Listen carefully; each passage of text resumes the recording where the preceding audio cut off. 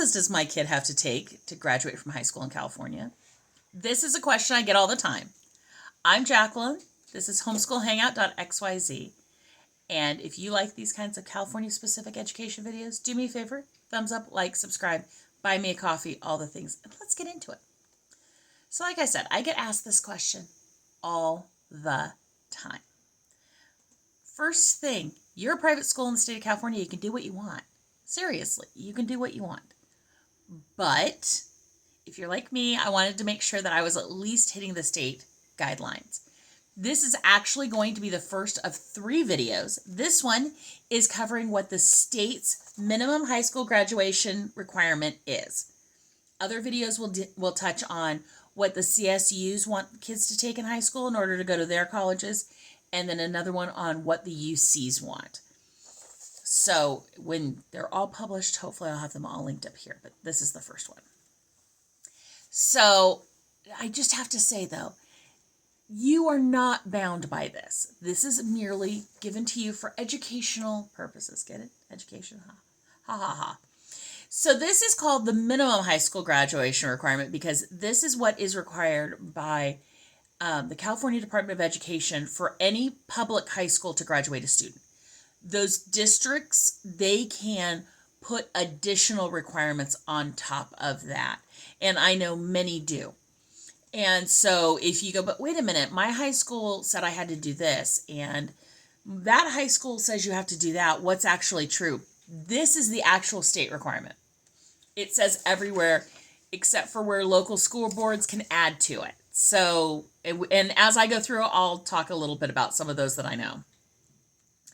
And the majority of these are all assumed to be 1-year classes. What does that mean? Nothing really. I'm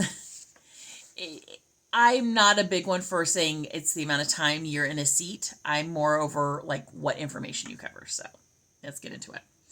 3 courses in English. That's it. What that is, what that looks like, varies school to school, and even within schools. I know my school, we had like English 9 and English 10, and then you had different types of classes you could take. You could take a World Lit, you could take a Brit Lit, you could take an American Lit. I took American Brit Lit each a semester together. And then what did I take? Did I take a World Lit? And I took a World Lit. They also had composition classes. They also had just general literature classes. What those classes are is not specified in here. Just that you take 3 years of English. You are required to take 2 courses in mathematics, including 1 year of Algebra 1. So that is the highest that you're required by state if you're in a public school to get a diploma. 2 courses in science, including biological and physical sciences. Most sciences, they break down to either being biological or physical, meaning, anatomy, phys, biology, zoology are all biological sciences. Chemistry, physics, all that is is physical. 3 courses in social studies, including U.S. history and geography, world history, culture, and geography. A 1-semester course in American government and civics, and a 1-semester course in economics. So all of those subjects will be hit on. That's really all that means. You have to have a semester of government, you have to have a semester of economics, and then your other 2 years are whatever. When I was in public school, you had to take a world history course, and you had to take a U.S. history course. I know there was also European history. There's lots of different types of history that cover this. Those weren't magic courses, but literally that was all the public school really asked people to take. And remember, once again, it says world history, culture, and geography. That is anything dealing with anything outside the United States. It doesn't mean you have to study these countries or this amount of countries or understand the UN. It just means you have to hit on them. You need 1 course in visual or performing arts, world language, or career technical education. This is where you start to get into some of these things that we saw when we were in public school. I saw when I was in public school of career technical education, so you could do automotive, you could do shop, you could do different things like that, and that counted towards a different requirement. We were required to either take so many units of college prep or so many units of career technical. Yeah. So you could take visual performing arts, do choir for a year. That's what my kids all did. They did choir, a community choir, a homeschool choir, piano lessons, world language, Spanish, and you can structure those courses however you want. The other thing is 2 courses in PE, physical education, unless you've been exempted pursuant to some provisions in the education code. My high school said that you had to take 4 years by state rules. And I mean, literally, I had teachers say those were the state rules. And it's like, well, then why does Fresno Unified only need 3 years? And they're like, they're just not doing it right. Yeah. You only need 2 years. That's it. And yeah.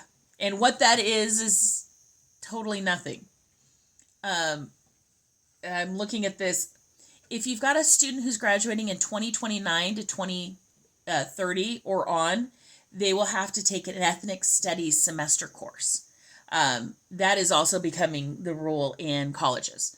My 20-year-old started where she does not need it in order to get her bachelor's, but my 18-year-old and my 16-year-old both had to take a semester of college ethnic studies so that they can get their bachelor's at some point.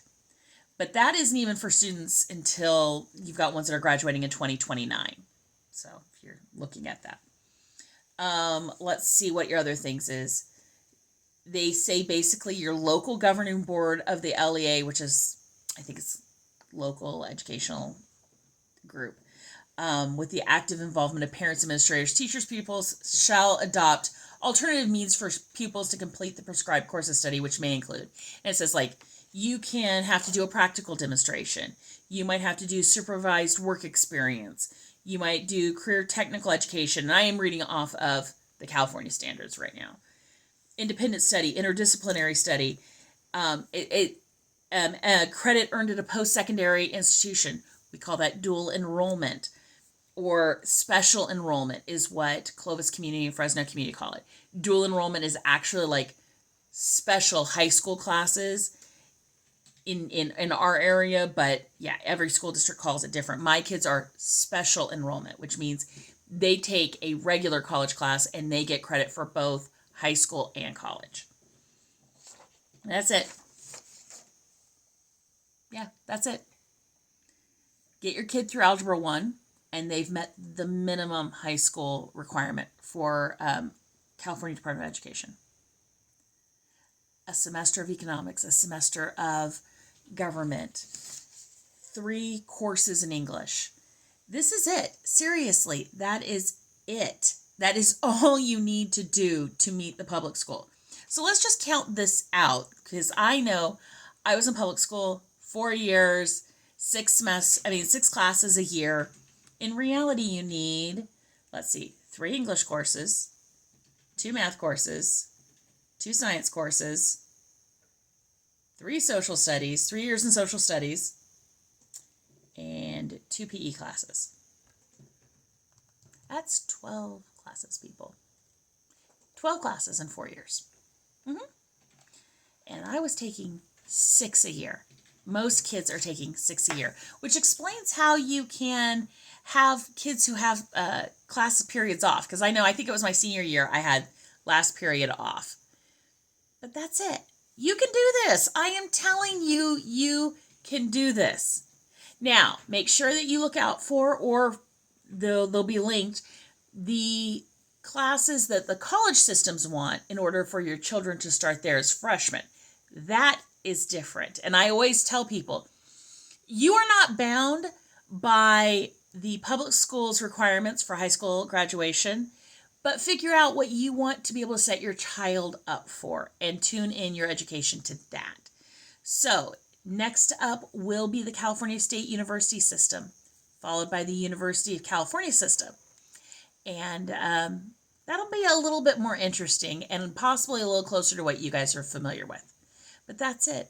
remember, mom and dad, grandma, grandpa, aunts, uncles, whoever you are who's homeschooling. You've got this. You can do this. If this has helped you out, consider buying me a coffee, joining my Facebook group, shouting me out on social media, and sharing this with somebody. And I will talk to you all later.